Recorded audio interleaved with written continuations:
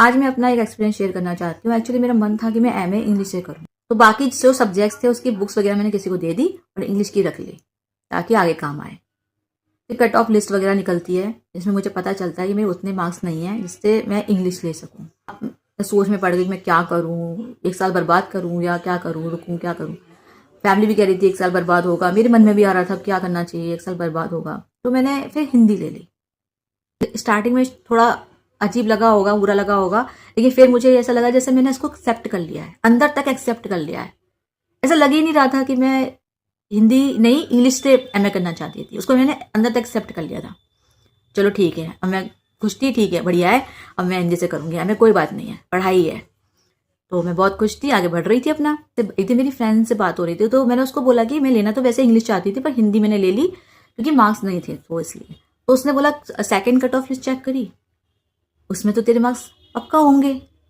तब मुझे याद आया, हाँ यार सेकंड कट ऑफ लिस्ट में तो मेरे मार्क्स होंगे ही होंगे।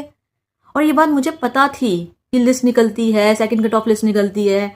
मैं दूसरों को भी बोलती थी, खुद को भी पता थी, लेकिन उस समय ये बात मैं भूल गई। क्योंकि अगर मुझे उस समय ये बात याद आ जाती तो मैं इंग्लिश लेती, हिंदी नहीं। और मेरे लिए इंग्लिश नहीं हिंदी लिखी थी। तो मैंने कहा यार ये कैसे मैं भूल सकती हूँ, मतलब कैसे, मतलब भूल कैसे सकती हूँ ये चीज। लेकिन देखो ना, भूल गई और मुझे आगे चलते ये फील ही नहीं हुआ कि मैं इंग्लिश लेना चाहती थी। मुझे ऐसा लग रहा था जैसे मैं हिंदी ही लेना चाहती थी और यही थी मेरे लिए।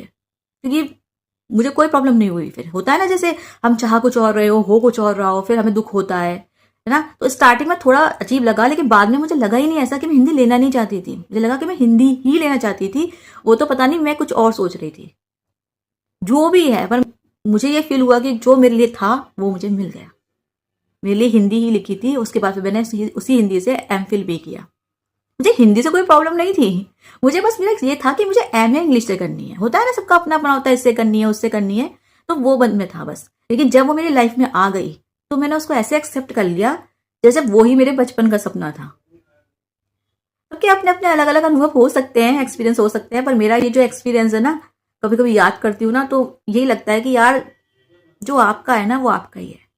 हम ना बेवजह परेशान रहते हैं। मैं ऐसी लड़की हूं जो जबरदस्ती किसी चीज को एक्सेप्ट नहीं कर सकती, लेकिन हिंदी को मैंने एक्सेप्ट कर लिया, तब वो भी तब जब मैं उसे लेना ही चाहती थी, इंग्लिश को लेना चाहती थी, तब भी कर लिया, बड़ा प्यार से कर लिया, बड़ी खुशी खुशी कर लिया। तो वही है ना, वो मेरे लिए थी। मुझे समझ नहीं आया था पहले, लेकिन वो मेरे लिए ही थी, मुझे वही आनी थी। नहीं तो मैं ऐसी लड़की हूँ जो जबरदस्ती किसी चीज को एक्सेप्ट नहीं करती। तो ऐसे ही है यार, जो आपका है ना वो आपका ही रहता है।